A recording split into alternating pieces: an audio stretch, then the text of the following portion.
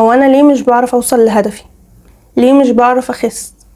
ببذل محاولات كتيرة جدا بس بلاقي في الاخر مفيش اي نتيجة ومش عارفة اكمل ومش عارفة التزم، وكأن في حاجة بتشدني للسكة اللي تخليني ان انا معرفش اخس. لو ده الكلام اللي انت بتقوليه لنفسك، احب اقولك ان الكلام ده بيقوله اكتر من 70% من الناس الاوفر ويت لنفسهم. النهاردة هنعرف ليه اصلا بنقول الكلام ده لنفسنا، وهنعرف ازاي نغير الكلام ده ونخلينا قادرين نوصل لهدفنا وقادرين ان احنا نخس بكل سهولة. انا دكتور ايمان اشرف وده دكتور نيوتري بيوفيت. لو سألتك كده شايفة نفسك ازاي هتقولي ايه؟ صورتك الذاتية عن نفسك، بتشوفي نفسك عاملة ازاي؟ لو اجابتك فيها حاجة من الحاجات اللي جاية يبقى انت حطيتي ايدك على المشكلة. لو شايفة نفسك واحدة تخينة، ما عندهاش ارادة، ما عندهاش ثقة في نفسها، متعرفش تكمل في حاجة، بيتقال لها مثلا دايما انت تفصى، بتشوفي الاكل وما بتعرفيش تمسكي نفسك، ما عندكيش بقى نشاط انك تجري وتتمرني، مش هتتحبي، مش هتعرفي تلبسي، مش هتعرفي تتجوزي، مش هتعرفي تحققي حاجة في حياتك، شكلك وحش. البنت اللي بتكون جسمها مشدود عنك دي احسن منك وليها قيمة عنك في حياتها. لو انت خسيتي كل مشاكلك في الحياة هتتحل وهتبقي حد تاني خالص وهتوصلي لكل اللي انت عايزاه. لو ده كلامك عن نفسك فاحنا حطينا ايدينا على المشكلة. تعالي لي بقى كده وهاتي كوبايه قهوه كده وركزي معايا في الحلقه دي عشان هكلمك عن موضوع مهم جدا جدا جدا. صورتنا الذاتيه عن نفسنا بتبقى عامله بالظبط زي التنبؤ بتاعي، يعني الصوره اللي انا شايفه نفسي بيها دي التنبؤ بتاعي في الواقع، دي الحاجات اللي انا هعملها في الواقع. زي ما انا شايفه نفسي هتصرف. لو انا شايفه نفسي ان انا ما استحقش ان انا اتحب، هلاقي نفسي دايما بتصرف بغباء ينفر الناس مني يخليهم ما يحبونيش. لو شايفه نفسي ان انا ما استحقش يكون عندي ثقه في نفسي، هلاقي نفسي بتوتر جدا وبتلخبط جدا ومش هعرف اوصل لاي حاجه. شايفه نفسي ما عنديش حق ان انا اوصل لحاجه انا عايزاها، او انا اقل من ان انا اوصل لحاجه انا عايزاها، مش هعرف اوصل لحاجه انا عايزاها. وهي دي المشكله تكون كلام اتزرع فيكي او كلام انت بتقرريه لنفسك بصورة سلبية. فحرفيا الكلام اللي انتي بتقوليه ده بقى كأنه عامل زي المغناطيس كده، كل ما بتيجي تحاولي تغيري منه. يعني انتي مثلا شايفة البنت رفيعة دي احسن منك، انتي لو خسيتي مشاكلك كلها تتحل، فتبقي رايحة في طريق ان انتي تخسي، تلاقي الكلام ده الصورة الذاتية بتاعتك عن نفسك كأنها بتشدك زي المغناطيس عشان ترجعك في نقطة الصفر تاني، ترجعك في الحتة اللي دماغك متعودة عليها. خصوصا انك مديه للشخصيه دي اثباتات. يعني لما بتقولي مثلا انا تخينه، فانت بتعملي الحاجات اللي تخليكي تخينه. لما بتقولي انا ما عنديش اراده، انت بتجيبي اكل كتير مثلا مش صحي، وبتلاقي نفسك بوظتي الدايت وبتقولي ما انا ما بكملش، ما هو انا يعني اللي انا شايفه نفسي فيه انا بعمله على ارض الواقع، فدماغك متبرمجه على ده. طب لو انا عايزه اغير الصوره دي بقى اعمل ايه؟ مهم جدا تعرفي انك عشان تخسي وما تتخنيش تاني، وده الشرط، انك مش بس تخسي لكن تخسي وما تتخنيش تاني، لازم تغيري صورتك الذاتية عن نفسك. طب ازاي هغيرها؟ لما بنيجي عايزين نغير صورتنا الذاتية عن نفسنا، الصورة الذاتية بتاعتك عن نفسك دي بتبقى اتحفرت في عقلك اللاواعي، يعني انت باللاوعي كده بتبقي شايفة نفسك بالشكل ده. فلما باجي بقى انا عايزة اغير الصورة دي، يعني الشخص اللي عايز يغير الصورة دي هو عقلي الواعي. انا بفكر دلوقتي وعارفة ان لازم اغير الصورة دي، فمحتاجة ان انا ابقى مركزة. يعني هقول لعقلي اللاواعي انا مراقبك وبراقبك وهراقبك، انا مركزه معاك. فلما الاقي نفسي بقول لنفسي مثلا كلام سلبي، انت تخينه، انت مش هتخسي، انت ما عندكيش اراده، اقف ركزي، الكلام ده ما بنقولهوش. لو انا حواليا ناس بتكلمني كلام سلبي، لو صحابك في داهيه، في 60 داهيه حرفيا، سيبيهم، احنا مش ناقصين فرهده ومش ناقصين ناس بتاذينا نفسيا، نبعد عنهم. طب لو حد من اهلي، حاول اكبر دماغي من كلامهم، ما ركزش معاهم، ما ادخلش معاهم في حوارات توصلهم ان هم يقولوا لي كده، وهركز كل طاقتي ان انا اقول لنفسي كلام ايجابي.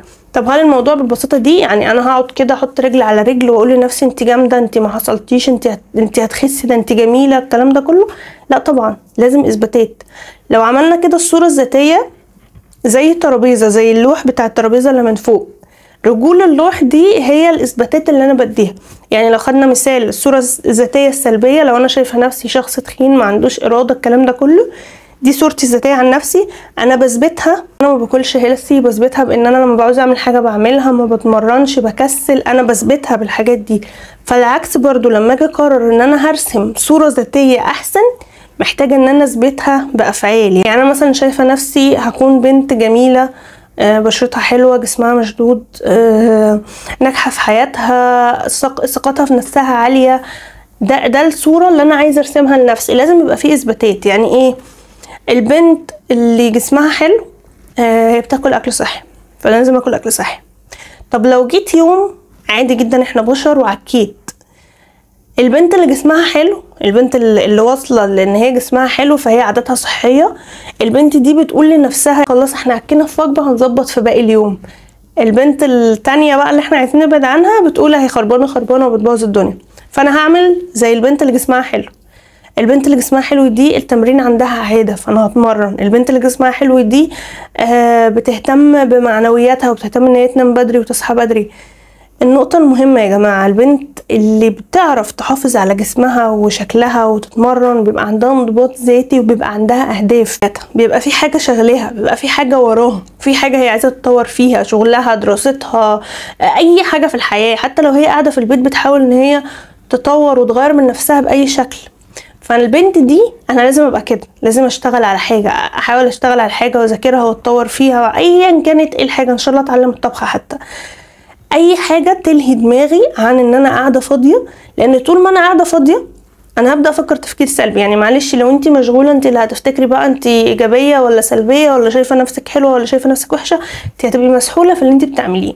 فتعلمي تحطي لنفسك اهداف عشان تساعدك. لان طول ما انا كل تفكيري في الدايت وان انا اخس واتخن، الموضوع ده بيبقى موتر جدا وبيخليني ما اوصلش لاي حاجه. بعد ما انا خلاص رسمت صورتي الذاتيه دي، او دي الصوره الذاتيه اللي انا عايزه امشي عليها، وقعدت اكرر في العادات دي يوم بعد يوم بعد يوم، واقع وارجع اقوم تاني وانا ماشيه في نفس السكه، الموضوع هياخد مني وقت بس النتيجه في الاخر تستحق. هتلاقي نفسك في نص السكه كده بداتي تخسي شويه، فايه ده انا يجي مني والله. شفتوا اديني بخس اهو. التيشيرت الفلاني مثلا كنت بلبسه ما بيجيش فيا، اهو جه فيا. مشيتي تاني مع نفسك، فلغايه ما توصلي للهدف اللي انت عايزاه هتبقى عقليتك اتغيرت. انا واثقه ان لو عقليتك ونظرتك لنفسك اتغيرت، نسبة ان انت ترجعي تاني بعد ما خسيتي بتكون ضئيلة جدا. يعني بيبقى فعلا خلاص انت اصلا دماغك اتغيرت واسلوبك في الحياة اتغير. حتى لو جيتي في يوم كلتي حاجة هتعرفي تظبطي نفسك وترجعي، لانك بصيتي لنفسك البصة الصح. احنا ما فيش حد فينا مخلوق قليل، وما فيش حد فينا مخلوق اقل من غيره، بس احنا المشكلة كلها ان اتحط علينا كلام كتير سلبي، وعاداتنا وحياتنا والسوشيال ميديا والحاجات دي كلها عملت حاجة زي الوهم كده فوقينا. فاحنا بنشيل الحاجات دي عشان نطلع شخصيتنا الحقيقية. واهم حاجة بقى لازم تعمليها انك ما تقارنيش نفسك باي حد، ولا اعلى منك ولا اقل منك. يعني ما تلاقيش مثلا واحدة مكبرة دماغها اكتر منك فتقولي يا ده انا احسن منها، ولا تلاقي واحدة شغالة على نفسها اكتر فتقولي ده انا اقل منها. مالكيش دعوة، انتي كنتي هنا امبارح وبقيتي هنا النهاردة، فانتي بتتطوري. ده المهم. خليكي فاكرة دايما ان الدايت 5% بس عليه في موضوع ناكل يوم ما ناكلش ايه، و95% منه منتاليتي، عقليتك، نظرتك لنفسك. الحاجات دي هي اللي بتخليكي تعرفي تكملي في الدايت، وهي اللي بتخليكي تحسي ان الموضوع سهل او تحسي ان الموضوع صعب. غيري دماغك وغيري تفكيرك، هتلاقي الموضوع بقى بسيط جدا. ما تنسيش تسألي عن عروض المتابعة معايا، وتابعيني على انستجرام، بقدم هناك محتوى مختلف جدا، وبنزل ستوريز واسك وحاجات كتيرة جدا هتفيدك. كان معاكي دكتور ايمان اشرف. اشوفك في فيديو جديد ان شاء الله. سلام عليكم.